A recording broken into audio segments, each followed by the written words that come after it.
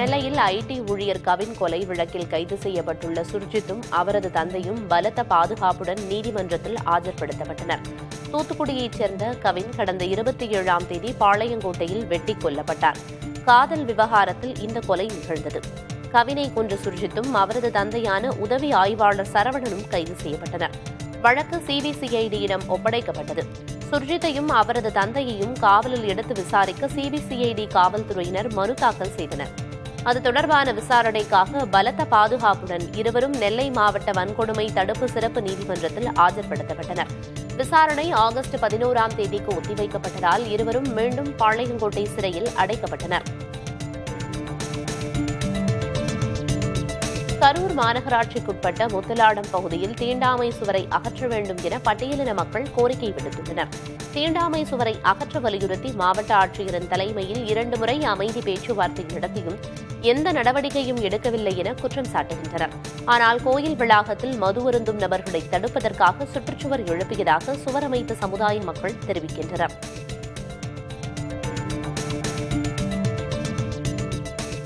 தொடர் மழையின் காரணமாக திருப்பத்தூர் மாவட்டம் வாணியம்பாடி அரசு மருத்துவமனை வளாகத்தில் மழைநீருடன் கழிவுநீரும் தேங்கி நிற்பதால் நோயாளிகளும் பொதுமக்களும் கடும் சிரமத்திற்கு ஆளாகியுள்ளனர். வடிகால் வாய்க்கால்கள் ஆக்கிரமிக்கப்பட்டதே இதற்கு காரணம் என மக்கள் குற்றம் சாட்டுகின்றனர். இந்த சம்பவத்தை கண்டறிந்த வாணியம்பாடி அதிமுக சட்டமன்ற உறுப்பினர் செந்தில்குமார் உடனடியாக மழைநீர் மற்றும் ஆக்கிரமிப்புகளை அகற்ற அதிகாரிகளுக்கு உத்தரவிட்டார்.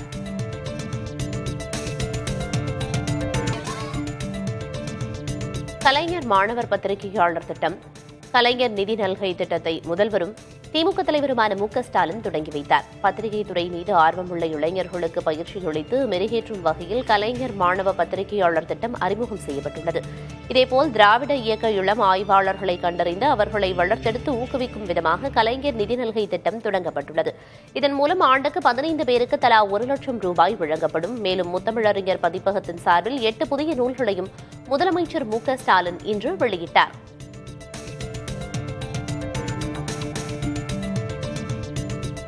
நீதி என்பது பழிவாங்குவதற்கானதாக இருக்கக்கூடாது என்றும் குற்றவாளியை சீர்திருத்துவதையே நெருக்கமாக கொண்டிருக்க வேண்டும் என்றும் கொல்கத்தா உயர்நீதிமன்றம் கூறியுள்ளது. 2023 தனது மாமாவின் வீட்டில் கொள்ளையடிக்கும் முயற்சியின் போது அவரை கொன்ற அஃப்தாப் ஆலம் என்பவருக்கு விசாரணை நீதிமன்றம் மரண தண்டனை விதித்திருந்தது. கொல்கத்தா உயர்நீதிமன்றத்தின் ஜல்பைகுரி அமர்வு ஆலமின் மரண தண்டனையை 20 ஆண்டு பரோல் இல்லாத ஆயுள் தண்டனையாக குறைத்துள்ளது. உண்மைகளை விட உணர்வுகளின் அடிப்படையில் விசாரணை நீதிமன்றம் அஃப்தாப் ஆலமுக்கு மரண தண்டனை அளித்ததாக உயர்நீதிமன்ற நீதிபதி கூறியுள்ளார்.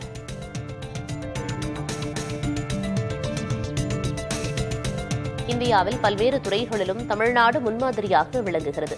அந்த வகையில் தமிழ்நாட்டு நலத்திட்டங்களை மற்ற மாநிலங்களும் பின்பற்றி வருகின்றன. அம்மா உணவகம், மகளிர் உரிமை தொகை போன்ற திட்டங்கள் தமிழகத்தில் செயல்படுத்த தொடங்கிய பிறகே மற்ற மாநிலங்களில் பின்பற்றப்பட்டன. அந்த வகையில் தமிழகத்தில் சுமார் 4 ஆண்டுகளுக்கு முன் தொடங்கப்பட்ட மகளிர் விடியல் பயணம் ஆந்திராவில் ஸ்ரீ சக்தி என்ற பெயரில் ஆகஸ்ட் 15ஆம் தேதி முதல் தொடங்கப்படும் என அறிவிக்கப்பட்டுள்ளது. இதனை அறிவித்த ஆந்திர அமைச்சர் பார்த்தசாரதி இதற்காக 1942 கோடி ரூபாயை ஒதுக்கியிருப்பதாக தெரிவித்துள்ளார். ரஷ்யாவில் உக்ரைனுக்கு எதிரான போரில் ஈடுபடுத்தப்பட்ட கடலூர் மாவட்டத்தைச் சேர்ந்த மருத்துவ மாணவர் ஒருவரை மீட்கக் கோரி தாக்கல் செய்யப்பட்ட மனுவை சென்னை உயர்நீதிமன்றம் தள்ளுபடி செய்து உத்தரவிட்டுள்ளது. ரஷ்யாவில் மருத்துவம் படிக்கச் சென்ற காட்டுமன்னார் கோவிலைச் சேர்ந்த கிஷோர் உக்ரைனுக்கு எதிரான போரில் ஈடுபடுத்தப்பட்டதாக கூறப்படுகிறது. இந்நிலையில் மாணவர் கிஷோரை மீட்கக் கோரி வழக்கறிஞர் ஒருவர் சென்னை உயர்நீதிமன்றத்தில் ஆட்கொணர்வு மனுவை தாக்கல் செய்தார். இந்த மனுவை விசாரித்த நீதிபதிகள் MS ரமேஷ் மற்றும் சுந்தர் மோகன் அமர்வு எதன் அடிப்படையில் இந்த மனுவை தாக்கல் செய்தீர்கள் என கேள்வி எழுப்பினர். 3ஆம் நபர் தாக்கல் செய்வதற்கு இது பொதுநல வழக்கு அல்ல என கூறிய நீதிபதிகள் மாணவரின் பெற்றோர் மனு தாக்கல் செய்தால் அது விசாரணைக்கு எடுத்துக் கொள்ளப்படும் என கூறி மனுவை தள்ளுபடி செய்து உத்தரவிட்டனர். மணப்பாறை அருகே விவசாயியின் குடும்பத்தினரை கட்டி போட்டு கத்தியை காட்டி மிரட்டி நகை, பணம் கொள்ளையடிக்கப்பட்ட சம்பவம் பரபரப்பை ஏற்படுத்தியுள்ளது. மணியங்குறிச்சியைச் சேர்ந்தவர் விவசாயி அமர்ஜோதி வீட்டிற்கு வெளியே தூங்கிக் கொண்டிருந்தார். இந்நிலையில் அவரின் கழுத்தில் கத்தியை வைத்து மிரட்டிய 5 பேர் கொண்ட கும்பல் குடும்பத்தினரை கட்டி போட்டு வீட்டிலிருந்த 9 சவரன் நகை மற்றும் பணத்தை கொள்ளையடித்துச் சென்றனர். சம்பவம் குறித்து தகவல் அறிந்த போலீசார் தடயவியல் நிபுணர்களின் உதவியுடன் விசாரணை செய்து வருகின்றனர்.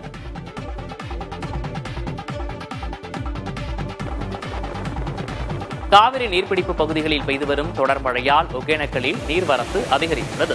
நேற்று வினாடிக்கு 9,500 கனஅடியாக இருந்த நீர்வரத்து இன்று காலை 20,000 கனஅடியாக அதிகரித்துள்ளது. இதனால் ஒகேனக்கல் அருவிகளில் தண்ணீர் ஆர்ப்பரித்து கொட்டுகிறது.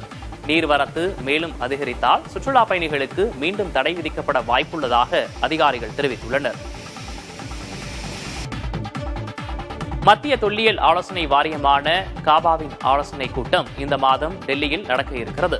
இந்நிலையில் தமிழகத்தில் 8 இடங்களில் அகழாய்வு நடத்த அனுமதி கிடைக்கும் என்ற எதிர்பார்ப்பும் எழுந்திருக்கிறது. சிவகங்கை மாவட்டம் கீழடி, தூத்துக்குடி மாவட்டம் பட்டணமருதூர், தென்காசி மாவட்டம் கரிவளம், வந்தநல்லூர், நாகப்பட்டினத்தில் உள்ள புத்தவிகாரம், கடலூர் மாவட்டம் மணிக்கொள்ளை, கள்ளக்குறிச்சி மாவட்டம் ஆதிச்சனூர், கோவை மாவட்டம் வெள்ளலூர், சேலம் மாவட்டம் தெலுங்கனூர் ஆகிய இடங்களில் தமிழக தொல்லியல் துறை அகழாய்வு செய்ய திட்டமிட்டுள்ளது. இதற்கான அனுமதியை மத்திய தொல்லியல் துறையிடம் ஏற்கனவே கோரியிருக்கிறது. அனுமதி கிடைத்தால் டிசம்பருக்குள் அதற்கான நிதியை பெற்று மழைக்காலம் முடிவுக்கு வந்ததும் அடுத்த ஆண்டு ஜனவரி முதல் அகழாய்வை தொடங்க தமிழக தொல்லியல் துறை திட்டமிட்டுள்ளது. மத்திய ஆப்பிரிக்காவில் வசிக்கும் அகா பழங்குடியின மக்கள் உலகத்திலேயே சிறந்த தந்தைகளாக அறியப்படுகின்றனர். இந்த சமூகத்தைச் சேர்ந்த ஆண்கள் தங்கள் குழந்தைகளுடன் நாளொன்றுக்கு கிட்டத்தட்ட 47% நேரத்தை செலவிடுவது ஆய்வில் தெரியவந்துள்ளது. குழந்தைகளுடன் அதிக நேரம் செலவிடும் தந்தைகள் அதிகம் உள்ள சமூகமாக அகா பழங்குடியின சமூகம் இருக்கிறது.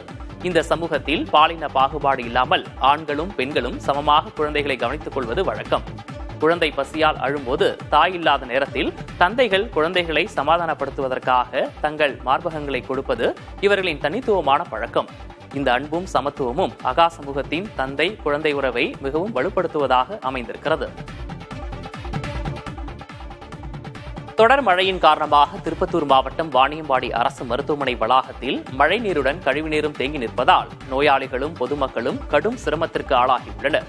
வடிகால் வாய்க்கால்கள் ஆக்கிரமிக்கப்பட்டதே இதற்கு காரணம் என மக்கள் குற்றம் சாட்டுகின்றனர். இந்த சம்பவத்தை கண்டறிந்த வாணியம்பாடி அதிமுக சட்டமன்ற உறுப்பினர் செந்தில்குமார் உடனடியாக மழைநீர் மற்றும் ஆக்கிரமிப்புகளை அகற்ற அதிகாரிகளுக்கு உத்தரவிட்டார்.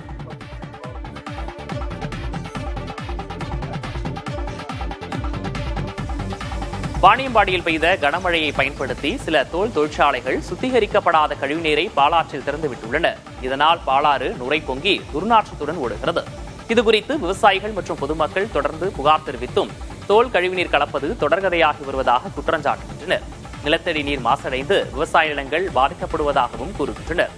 மாவட்ட நிர்வாகமும் சுற்றுச்சூழல் அதிகாரிகளும் உடனடியாக நடவடிக்கை எடுக்க வேண்டும் என கோரிக்கை விடுத்துள்ளனர்.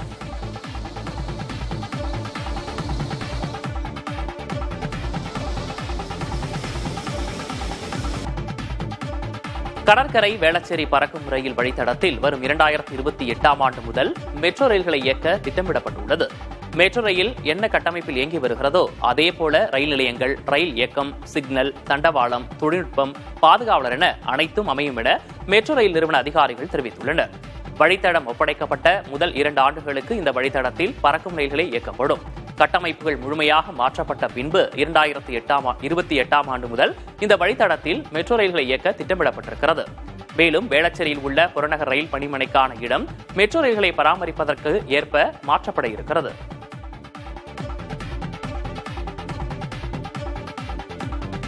ரயில் பாதை மேம்பாட்டு பணி காரணமாக சென்ட்ரல் கும்மிடிப்பூண்டி தடத்தில் 19 மின்சார ரயில்களின் சேவை இன்று ரத்து செய்யப்படுகிறது.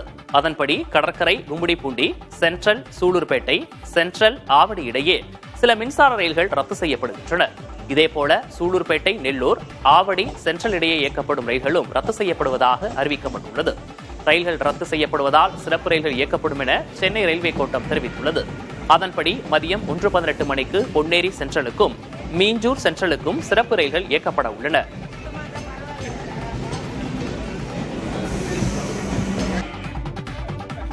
சிவகங்கை மாவட்டம் இளையான்குடி அருகே 10 ஆண்டுகளாக எதிர்பார்த்த தார்ச்சாலை அமைக்கப்பட்ட ஒரே வாரத்தில் சேதமடைந்ததால் மக்கள் ஆத்திரமடைந்துள்ளனர்.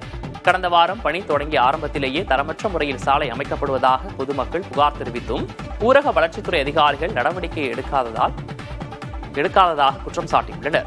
தற்போது சாலை சேதமடைந்ததன் விளைவாக ராமநாதபுரத்திலிருந்து சிவகங்கை நோக்கி சென்ற அரசு பேருந்து கல்லடி திடல் சாலையில் பதிந்து சிக்கிக் கொண்டது. பின்னர் மண்ணள்ளும் இயந்திரம் கொண்டு வரப்பட்டு பேருந்து மீட்கப்பட்டது.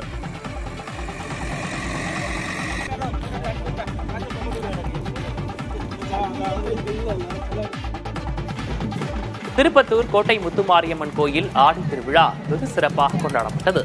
கடந்த 29ஆம் தேதி காப்பு கட்டுதலுடன் விழா தொடங்கிய நிலையில் முளைப்பாரி போடப்பட்டது. இதனையடுத்து நடந்த முளைப்பாரி எடுப்பு விழாவில் ஏராளமான பெண்கள் பங்கேற்று முளைப்பாரிகளை சுமந்து ஊர்வலமாக வந்து புனித சீதலி குளத்தில் மதுக்குடங்களை கரைத்தனர்.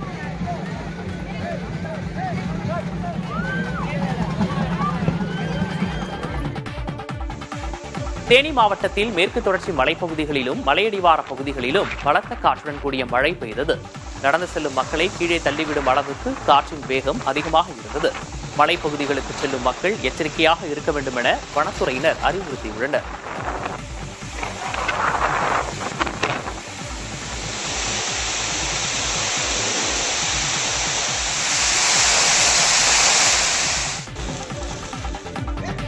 தேனி மாவட்டம் ஆண்டிப்பட்டி மார்க்கெட்டில் கத்திரிக்காய் விலை கடும் சரிவை சந்தித்திருக்கிறது. கடந்த வாரம் 1 கிலோ 30 ரூபாய் வரை விற்பனையான கத்திரிக்காய் தற்போது வரத்து அதிகரித்ததாலும் முகூர்த்த நாட்கள் இல்லாததாலும் கிலோ 5 ரூபாய் முதல் 7 ரூபாய் வரை மட்டுமே ஏலம் போனது. இதனால் ஆண்டிப்பட்டி மற்றும் சுற்றுவட்டார பகுதி விவசாயிகள் கவலை அடைந்துள்ளனர்.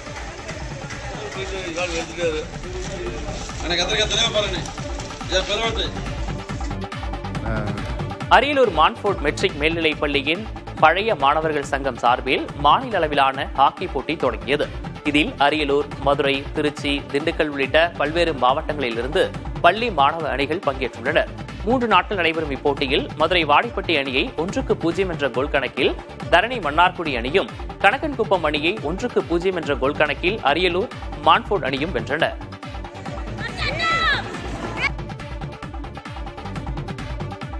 அருந்ததி ராயின் ஆசாதி, ஏஜி நூரானியின் தி காஷ்மீர் டிஸ்பியூட் உட்பட 25 நூல்களுக்கு ஜம்மு காஷ்மீரில் தடை விதிக்கப்பட்டுள்ளது.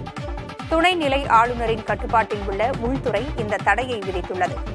தடை செய்யப்பட்டுள்ள புத்தகங்கள் தவறான தகவல்களை பரப்புவதாகவும், பயங்கரவாதத்தை ஊக்குவிப்பதாகவும், தேசத்திற்கு எதிராக வன்முறையை தூண்டுவதாகவும் உளவுத்துறை அறிக்கைகள் கூறுவதால் இந்த நடவடிக்கை எடுக்கப்பட்டிருப்பதாக கூறப்பட்டுள்ளது.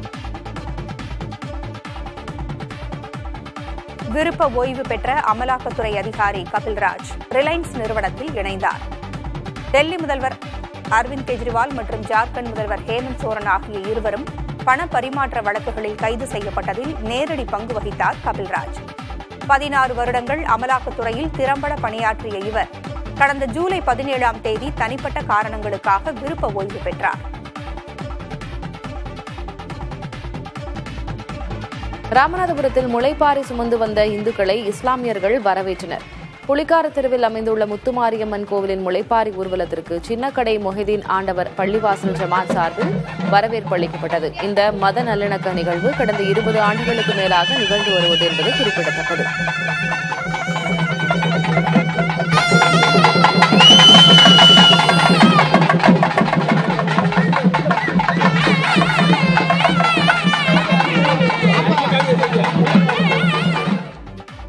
காவிரி நீர்பிடிப்பு பகுதிகளில் பெய்து வரும் தொடர் மழையால் ஒகேனக்கலில் நீர்வரத்து அதிகரித்துள்ளது. நேற்று வினாடிக்கு 9500 கனஅடியாக இருந்த நீர்வரத்து இன்று காலை 20000 கனஅடியாக அதிகரித்துள்ளது. இதனால் ஒகேனக்கல் அருவிகளில் தண்ணீர் ஆர்ப்பரித்து கொட்டுகிறது. நீர்வரத்து மேலும் அதிகரித்தால் சுற்றுலா பயணிகளுக்கு மீண்டும் தடை விதிக்கப்பட வாய்ப்புள்ளதாக அதிகாரிகள் தெரிவித்துள்ளனர்.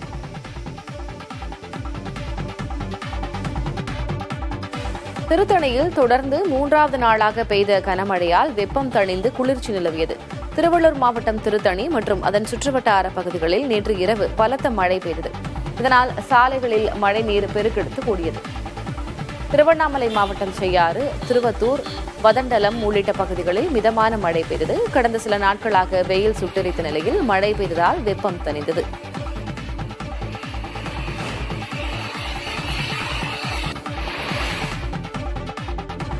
கோவை, நீலகிரி உள்ளிட்ட 8 மாவட்டங்களில் இன்று கனமழைக்கு வாய்ப்புள்ளதாக வானிலை ஆய்வு மையம் அறிவித்துள்ளது.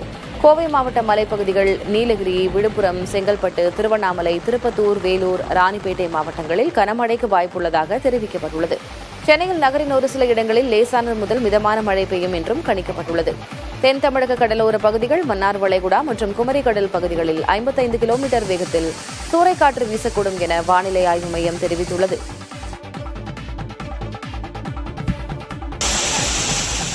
தேனி மாவட்டம் மேகமலை அருவியில் தண்ணீர் வரத்து சீரானதால் சுற்றுலாப் பயணிகள் அருவியில் குளிப்பதற்கு அனுமதிக்கப்பட்டுள்ளனர். வெள்ளப்பெருக்கு காரணமாக 2 நாட்களாக மேகமலை அருவியில் குளிப்பதற்கு வனத்துறை தடை விதித்திருந்தது. தற்போது தண்ணீர் வரத்து சீராகியதால் குளிப்பதற்கு அனுமதித்துள்ளனர். இதனால் தேனி, மதுரை, திண்டுக்கல் உள்ளிட்ட தமிழகத்தின் பல்வேறு மாவட்டங்களிலிருந்து சுற்றுலாப் பயணிகள் மேகமலை அருவிக்கு படையெடுத்து வருகின்றனர்.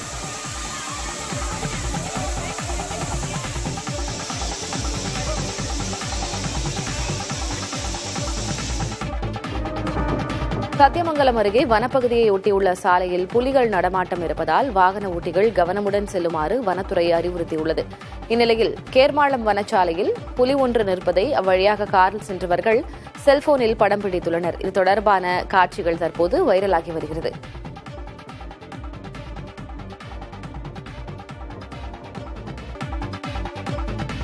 தங்கள் நிறுவனத்தில் பணியாற்றும் ஊழியர்களுக்கு 500 கோடி ரூபாய் மதிப்புள்ள பங்குகள் வழங்கப்படும் என மஹிந்திரா அண்ட் மஹிந்திரா நிறுவனம் தெரிவித்துள்ளது. ESOP எனப்படும் ஒருமுறை மட்டுமே பயன்படுத்தக்கூடிய பணியாளர் பங்கு உரிமை திட்டத்தை அறிமுகப்படுத்த உள்ளதாக அந்நிறுவனத்தின் தலைமைச் செயல் அதிகாரி அனிஷ் ஷா கூறியுள்ளார். Mahindra and Mahindra electric automobile மற்றும் மஹிந்திரா லாஸ்ட் மைல் மொபிலிட்டி ஆகிய 3 நிறுவனங்களில் பணியாற்றும் 23,000 ஊழியர்களுக்கு இந்த பங்குகள் ஒதுக்கப்படும் என கூறப்பட்டுள்ளது.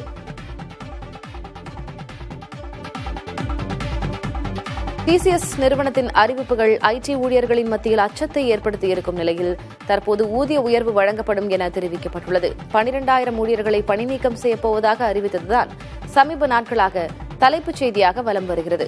இந்த சூழலில் TCS நிறுவனம் 80 விழுக்காடு ஊழியர்களுக்கு ஊதிய உயர்வை அறிவித்துள்ளது. நிறுவனத்திற்காக அர்ப்பணிப்புடன் உழைத்தவர்களுக்கு நன்றி என்றும் இந்த ஊதிய உயர்வு செப்டம்பர் 1ஆம் தேதி முதல் அமலுக்கு வரும் எனவும் அந்நிறுவனம் ஊழியர்களுக்கு இமெயில் அனுப்பியுள்ளது.